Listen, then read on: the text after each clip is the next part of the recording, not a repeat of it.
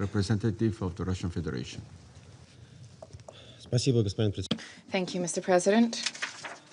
We are grateful to the Deputy Special Coordinator of the United Nations for the Middle East peace process, Ramiz Alakbarov, for the detailed briefing on the situation on the occupied Palestinian territory in the context of the implementation of Security Council Resolution 2334.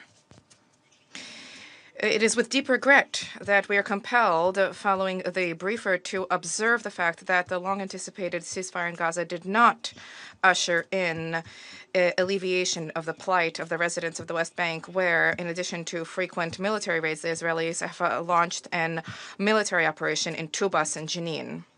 Since late September in the West Bank of Jordan River, including East Jerusalem, Israeli security forces and armed settlers have killed more than 40 Palestinians.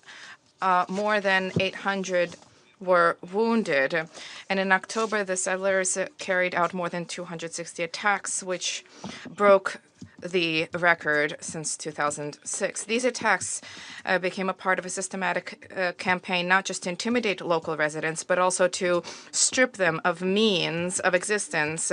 The settler raids targeting olive harvests, together with the drought and unlimited access of farmers and agricultural workers to their lands, have already resulted in the lowest harvests since 2025, and this is the main source of revenue for the residents of the West Bank. The plans for the construction of new Israeli settlements on the West Bank are moving apace at a record tempo.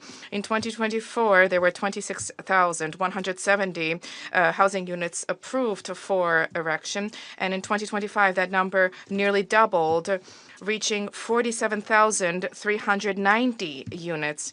In parallel, an illusion is being established of a legal justification for this illegal expansion. On the 12th of December, the Israeli Ministerial Cabinet decided to legalize the 19 settlements on the West Bank to give them a legal status. The Israeli leadership also clings to the idea of the de facto annexation of the West Bank of the Jordan River. In the Knesset, a bill is under consideration to repeal the prohibition on Jews gaining access to land in this part of the OPT. Against this backdrop, there's an ongoing practice of demolition of Palestinian units under the pretext of an absence of Israeli authorities granting permission, which is virtually impossible to secure. Since late September, 152 Palestinian housing units were demolished, and 24 of them, incidentally, had to be destroyed by the Palestinians themselves in order to avoid very high fines. This grotesque state of affairs reflects the true approach to the Palestinian people on the part of, according to what the U.S. colleagues assert, is the only democracy in the Middle East. I also wish to draw attention to the reprehensible raid of Israel targeting the UNRWA facilities in East Jerusalem on the 8th of October. Such acts fly in the face of the United Nations Convention on Privileges and Immunities. We also wish to recall the advisory opinion of the ICJ dating 22 October 2025. Relating to Israel's obligation regarding the presence and activities of the United Nations, other international organizations, and third states on the OPT. A General Assembly resolution was adopted on 12 December in support of that. We support the ongoing interrupted work of the UNRWA, which is the only source to which there's no alternative for comprehensive assistance to the Palestinians, both on the OPT and neighboring Arab lands. The large-scale, deliberate destruction of UNRWA facilities and the death of its staff must not remain unpunished. Mr. President, speaking of Gaza, there's a need to recognize that as part of the implementation of Donald Trump's plan, it has been possible to stem the large-scale bloodletting and hunger in the Strip. However, a lasting ceasefire has not been achieved. Since the 10th of October, Israel rained approximately 800 strikes down on Gaza, as a result of which at least 386 people died. The Israeli side continues to position significant obstacles to delivery of humanitarian assistance. The flow of cargo cleared for import only covers 35% of the needs, and entire categories of objects are arbitrarily being prohibited under the pretext of their being dual use in nature. Under these circumstances, the responsibility for the implementation of the provisions of the Comprehensive Peace Plan Palestine on Gaza lies with the United States and those states who publicly supported the adoption of Security Council Resolution 2803. We trust that the future transitional structures in the enclave will be formulated while taking into account the views of Ramallah, and the handover of authority to the PNA in the sector will take place in the foreseeable future. We believe that matters related to the future of Gaza need to be considered as being part and parcel of the main part of the OPT.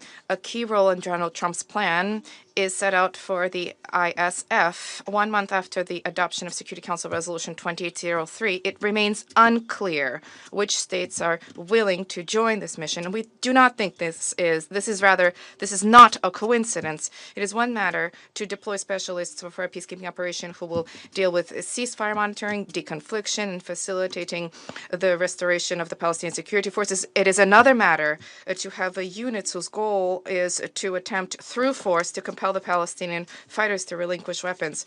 This objective is liable to transform the ISF into a party to the conflict with all of the attendant consequences, which multiply security risks for the foreign contingents deployed there. One cannot expect the ISF to achieve the impossible. We urge mediators to focus on seeking launch comprehensive negotiations to resolve the issue of disarmament of Palestinian groups and withdrawal of Israeli units from Gaza. The whole world has witnessed the horrors of a military attempts at military solution over the past 2 years. The time is ripe for real diplomacy on the ground, real diplomacy which has nothing to do with loud proclamations, real diplomacy which requires compromise and calm. Russia had and continues to embrace a principled position of Palestinian-Israeli settlement. Over the course of the wave of the recent outbreak of conflict and escalation, we called for immediate, unconditional, comprehensive ceasefire with the delivery of safe and unimpeded humanitarian assistance in accordance with the well-known guiding principles. We call for the launch of the peace process on a universally recognized international legal basis, including a two-state solution which will usher in the creation of an independent, viable state of Palestine within the 1967 borders, with the capital in East Jerusalem, coexisting in peace and security with Israel. At the same time, we consistently advocate uncompromising efforts to combat terrorism and extremism in all of their forms and their manifestations. For this reason, we vehemently condemned the barbaric extremist attack targeting Sydney during the commemorations of the Jewish holiday of Hanukkah on the 14th of December, as a result of which innocent civilians, including a Russian compatriot, died. We extend our deepest condolences to the families of the dead, and we wish a speedy recovery to those who have been injured. Thank you for your attention. I thank the representative of the Russian Federation for the statement, and I give the floor to the representative of China. Thank you, President. I wish to begin by expressing our condolences to the victims of the mass shooting that struck Sydney, Australia, and expressing our solidarity with the bereft families and those injured. I thank Deputy Special Coordinator Mr. Alek Barov for his briefing. When the Middle East is in turmoil, the world cannot be at peace. The Palestinian question remains at the very heart of the challenges in the Middle East.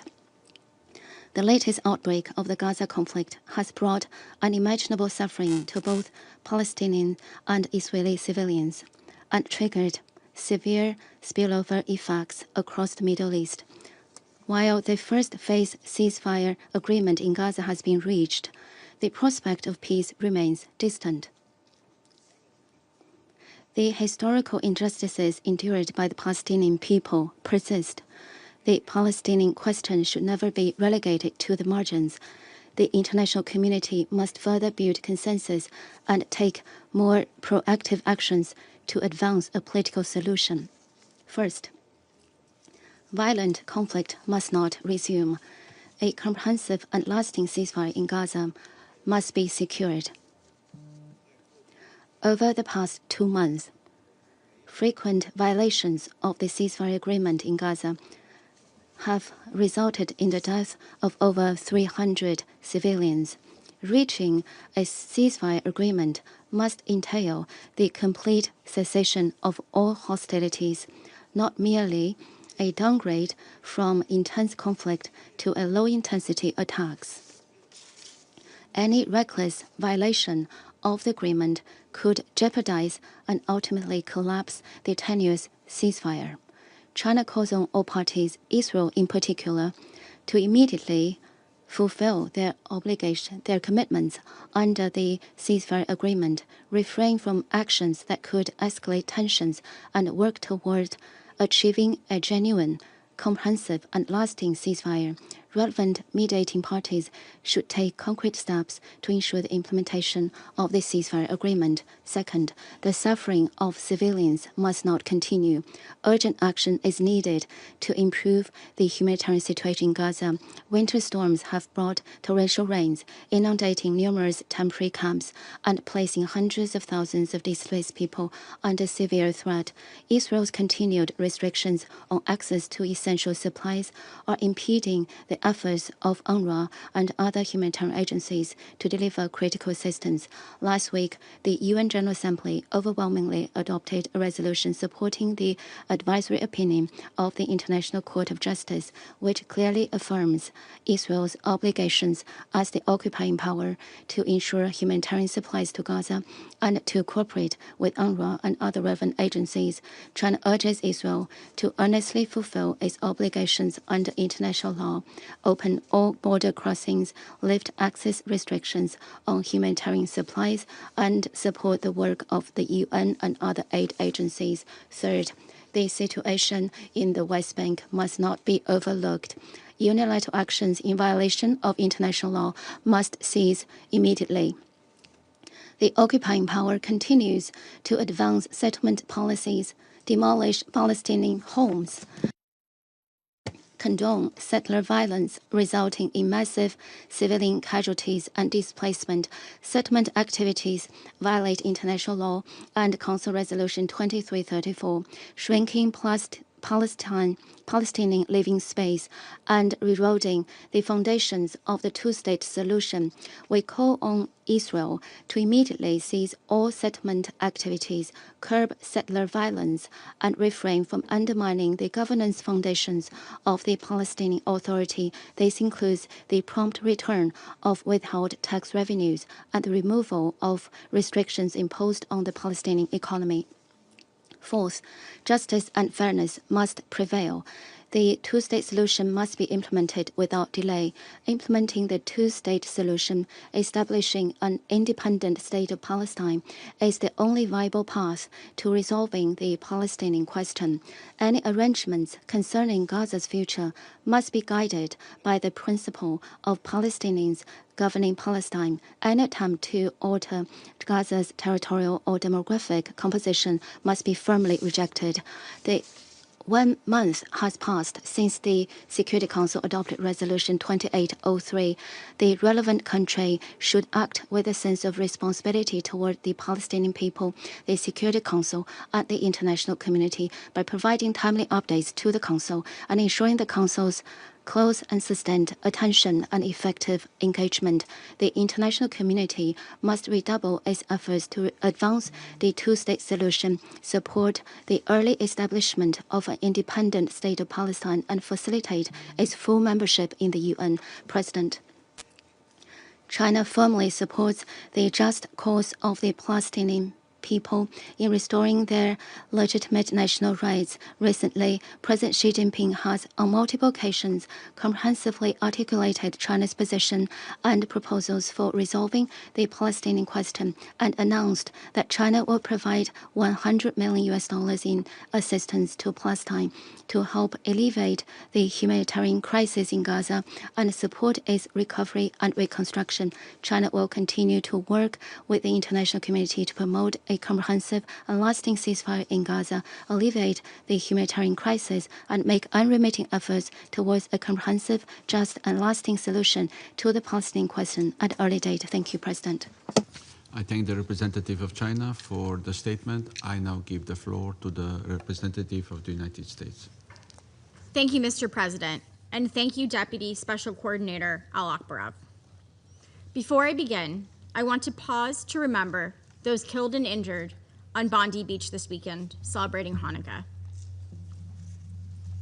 This attack must be called for what it is: anti-Semitic terrorism.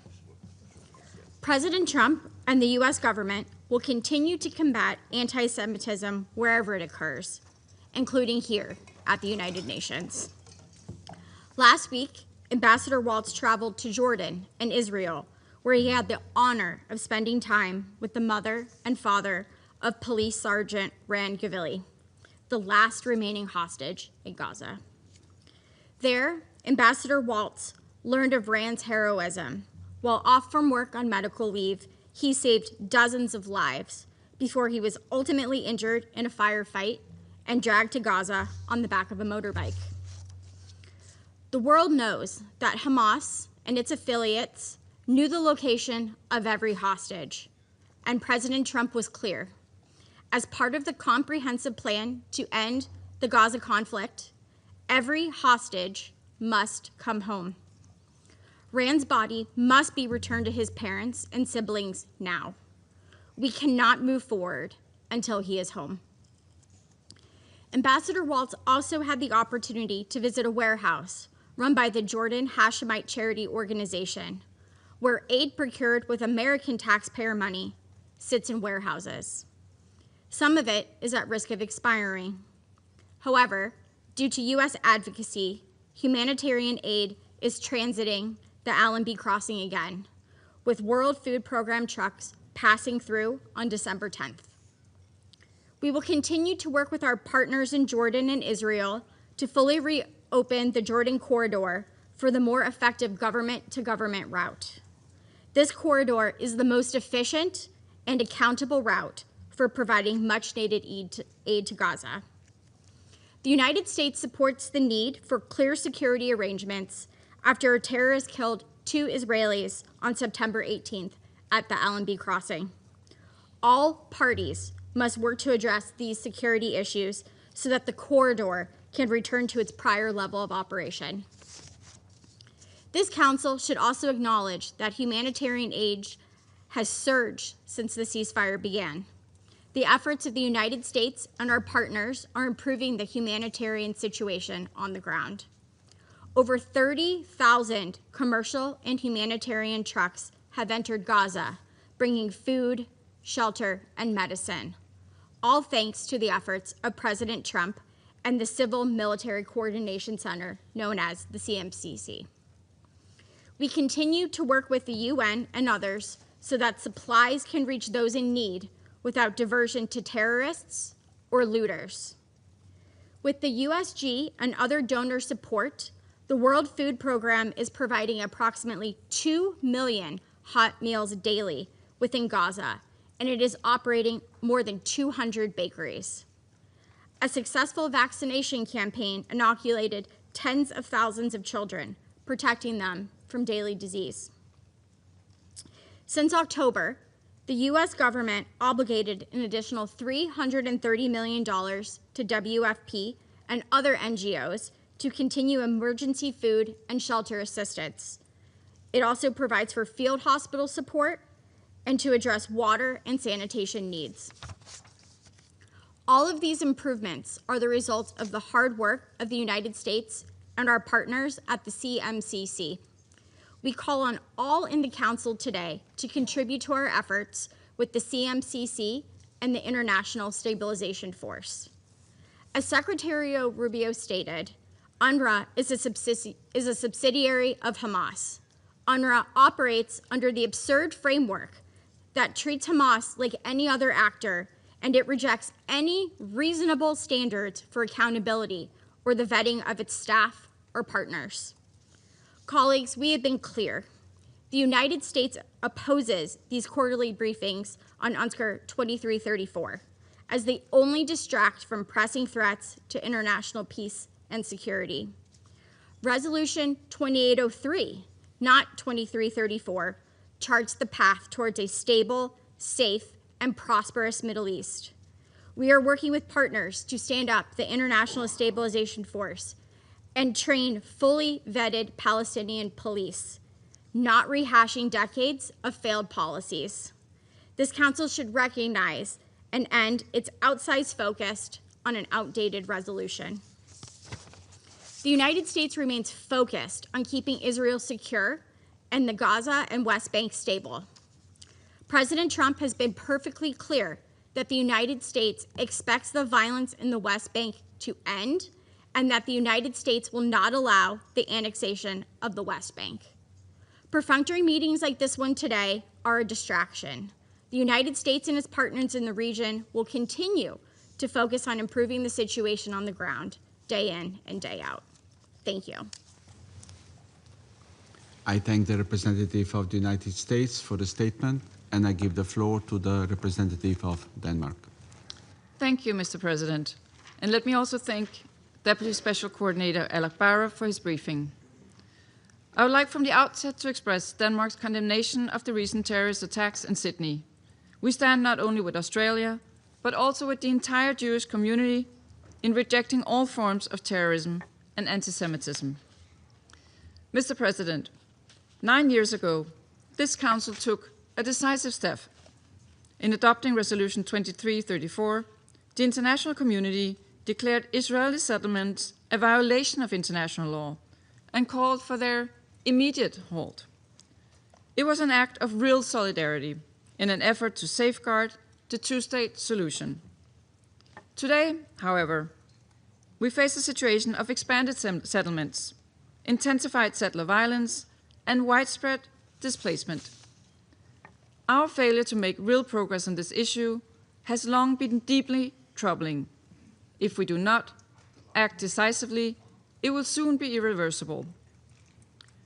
The conflict in Gaza has rightly drawn the attention of the international community for more than 2 years, but support to Gaza must not come at the expense of our focus on the situation in the West Bank, including East Jerusalem. Mr. President, let me highlight 4 critical points. First, all settlement expansions must be halted immediately and any attempt at de facto annexation prevented. Continued expansion of Israeli settlements, legalization of outposts, seizure of Palestinian land, and implementation of the E1 plan are threatening the territorial integrity of a future Palestinian state. Denmark strongly deplores all settler takeovers and demolitions, including in the Silwan neighborhood of East Jerusalem. We urge Israel to immediately halt these measures and recall the attempts to change the demographic composition of the occupied Palestinian territory to forcible transfers and deportations are prohibited under international humanitarian law. Denmark is also appalled by the forcible raid of UNRWA's premises in East Jerusalem on 8 December and remind Israel of its obligations to respect the inviolability of UN premises. As underlined by the ICJ, including in its most recent opinion, Israel is under an obligation to cooperate in good faith with the United Nations. Second, Mr. President, we must prioritize the protection of civilians. More than 1,000 Palestinians have been killed in the West Bank since 7 October 2023. We're now hearing reports of an average of 5 settler attacks a day, the highest level in nearly 20 years. We call on Israel to ensure the protection of civilians in the West Bank and the wider occupied Palestinian territory in accordance with its obligations under international humanitarian law. Third, Mr. President, we must continue to support reform and revitalization of the Palestinian Authority and secure reunification of Gaza and the West Bank, including East Jerusalem, under their rule. While the Palestinian Authority is focusing on its reform efforts, resources are urgently needed. We once again call on Israel to immediately release all withheld tax revenues and to renew the relevant bank agreement on a long-term basis. We must prevent the development of parallel structures that might inhibit reunification of Palestinian self-determination. Inclusion of the Palestinian Authority in all matters relating to their territory is essential. Fourth, we welcome the comprehensive plan for Gaza, which was recently endorsed by Security Council Resolution 2803. Following the long-awaited ceasefire in Gaza, more aid is now coming in. However, we are still far